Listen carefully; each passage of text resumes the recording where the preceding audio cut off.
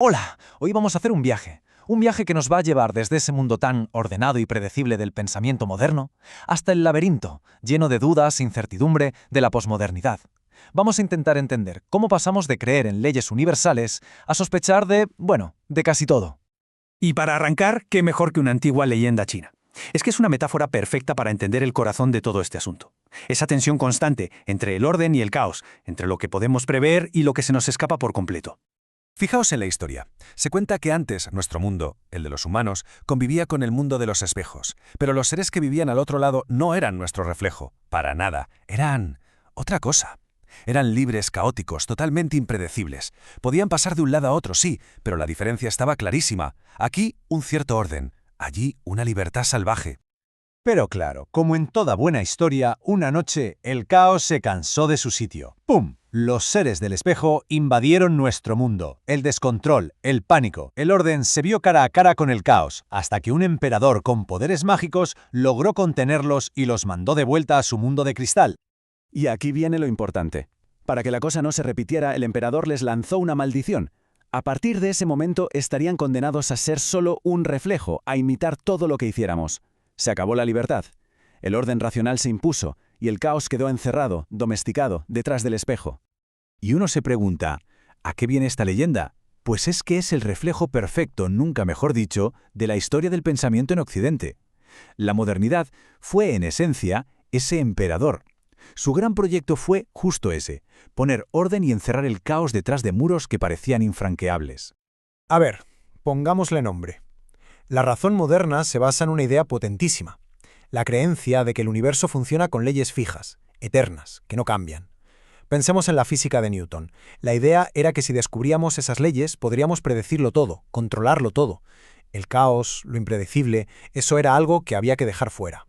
Es que esto es el corazón de la mentalidad moderna. Una lucha de contrarios.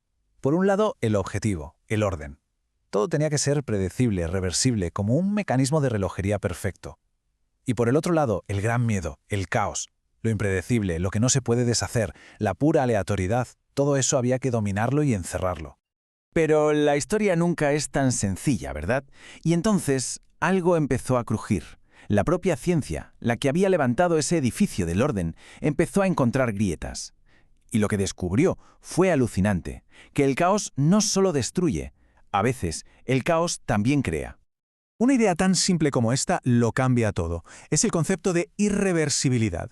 En ese universo perfecto y mecánico de la modernidad, el calor podría, en teoría, volver a la pava. Pero en el mundo real, las cosas no funcionan así. El tiempo solo va hacia adelante. Tiene una dirección, una flecha.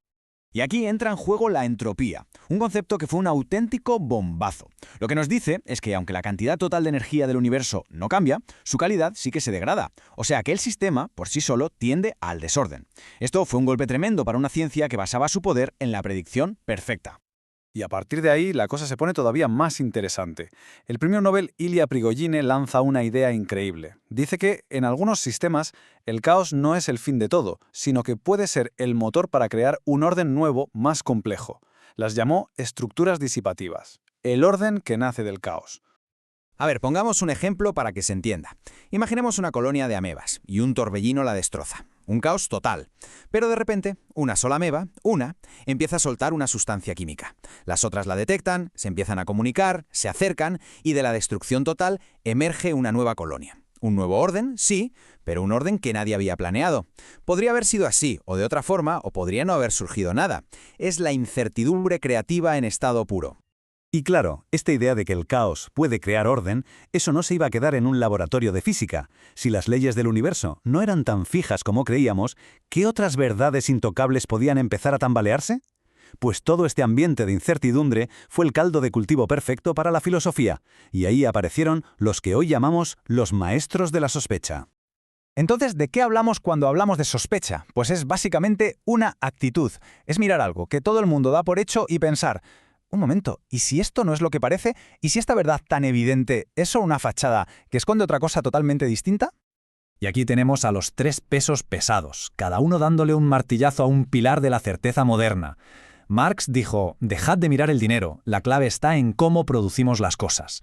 Freud nos destrozó la idea de que somos seres racionales y nos enseñó que tenemos un sótano oscuro en la mente, el inconsciente, que es quien manda de verdad. Y luego Nietzsche, el más radical de todos, que directamente sospechó de la verdad, así, con mayúsculas. Cada uno le dio la vuelta a una idea fundamental. Pero ojo con Nietzsche, porque su sospecha fue la que llegó más lejos. Para él, el lenguaje no es una ventana transparente para ver la realidad. No, es una herramienta, una que impone significados. Y la idea de una verdad universal para él era una ficción, un cuento que se inventó en un momento dado para ejercer poder. La conclusión es demoledora. No hay verdad sin poder, y es imposible interpretar algo sin ser parte de esa interpretación. Claro, si uno empieza a sospechar de todo, de la verdad, de la razón, del lenguaje, ¿qué pasa con la moral? Si no hay principios universales y absolutos, ¿cómo decidimos que está bien o mal? Pues pasamos de la lógica del deber a una lógica completamente nueva. La filósofa Esther Díaz le pone un nombre muy bueno a esto: posética. No es que no haya ética, ojo, es que la relación que tenemos con ella ha cambiado por completo. Los valores pueden parecer los mismos, pero la pregunta que nos hacemos ante un dilema moral ya no es la misma. Y el cambio es brutal. Fijaos, la ética moderna se preguntaba ¿qué debo hacer? Se basaba en el principio, en el deber, sin importar las consecuencias. En cambio, la posética de hoy se pregunta ¿qué me conviene hacer? La acción se convierte en una estrategia para lograr un fin. Ya no importa el deber por el deber, sino calcular qué resultado me beneficia más. Y esto lo vemos por todas partes, desde un político que busca el voto en vez de la verdad, hasta cómo gestionamos nuestra imagen en redes sociales. Y así, volvemos al principio. Si ya hemos desterrado al emperador que quería encerrar el caos, si hemos aprendido que del desorden pueden hacer algo nuevo y que las grandes verdades son en realidad construcciones, la pregunta que nos queda en el aire es enorme. En este nuevo mundo de incertidumbre y de sospecha, ¿qué significa crear orden? ¿Qué tipo de orden podemos o queremos construir ahora?